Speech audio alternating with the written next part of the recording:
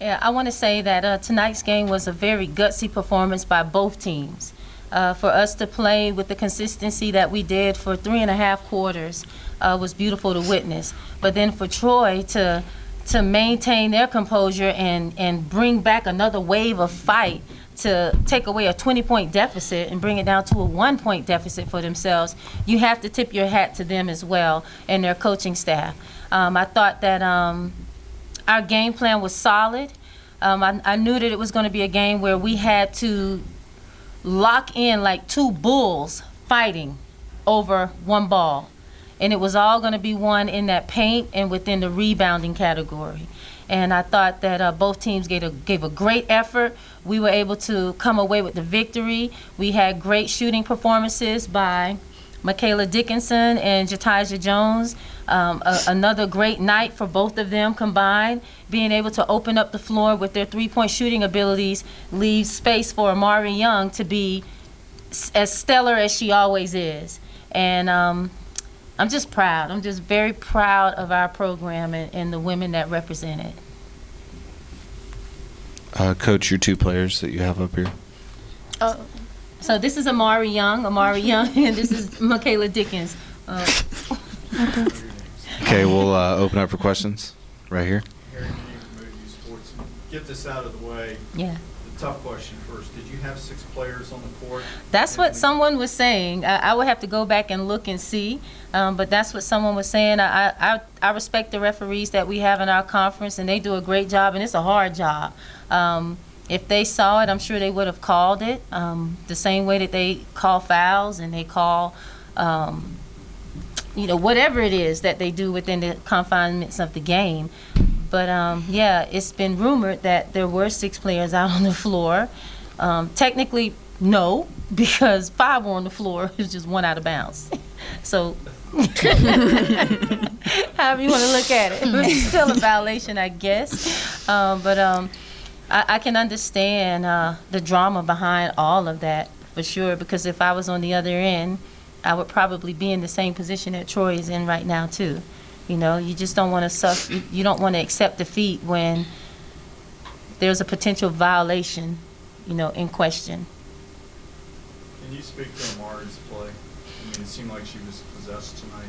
Yes. Well, this has been Amari all year long, This young lady to my right, she's just so special in so many ways. And I promise I'm not going to cry today talking about it. But she is everything for us. Everything for us. And the thing that makes her so special is she's just so unselfish. And she's all about team. And she's going to play the game the right way.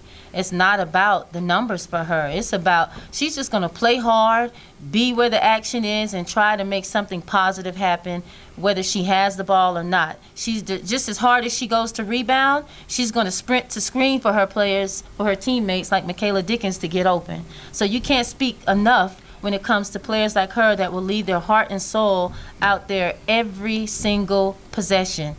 I really don't want to ever take her off the floor.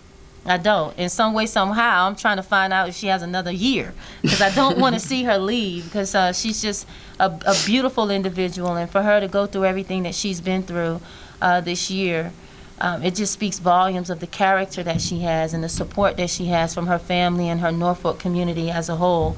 For her to come and still put this team, this program on her back and will us to victories.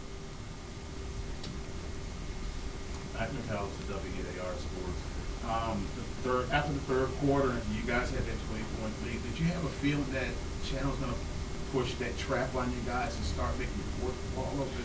I mean, to open floor to everybody and stuff like that. Did you have that kind of feeling that was coming? Yeah, it wasn't a surprise at all, because we had seen remnants of it throughout the course of the game anyway. It's just the issue was we didn't play with the poised aggressiveness that I like to see my basketball players play with. We got a little rushed. We were trying to go for the home run play, and we allowed the press to speed us up, and that made us turn the ball over, and it created a faster-paced game, and that's the game that Troy really wants to play.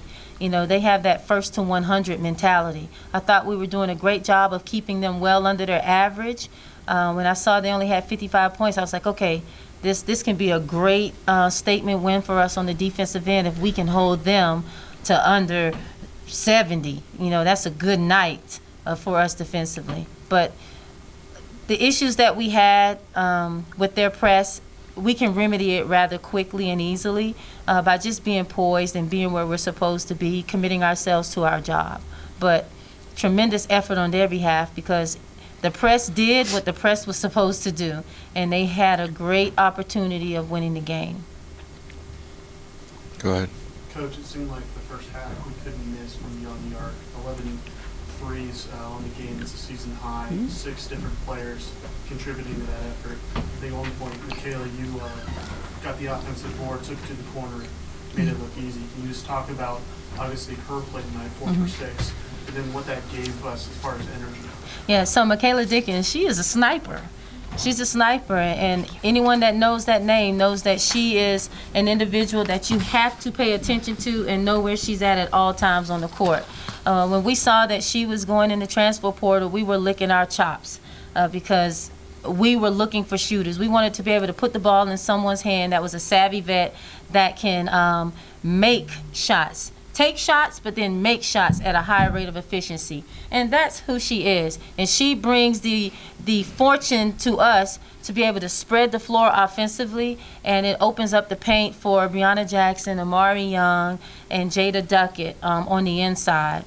Michaela, you know, she's so special in so many ways because, like Amari, she'll kind of float under the radar. Even though there is a star on the inside of her, she's so unselfish about her approach and very laid back about it. But she's a silent assassin. She really is. And I'm so fortunate to have her a part of this team because she makes my job easy because she's just as intelligent as a coach. She sees the game at an elite level, shoots like Steph Curry, thinks like Kyrie Irving. I mean, you can't ask for a better combination. And she's also a good person, too, at the same time. Thank you. Thank you. She's all right. On a serious note here, a few years ago, you guys were denied a chance to play in the tournament. You probably had the best team in the league.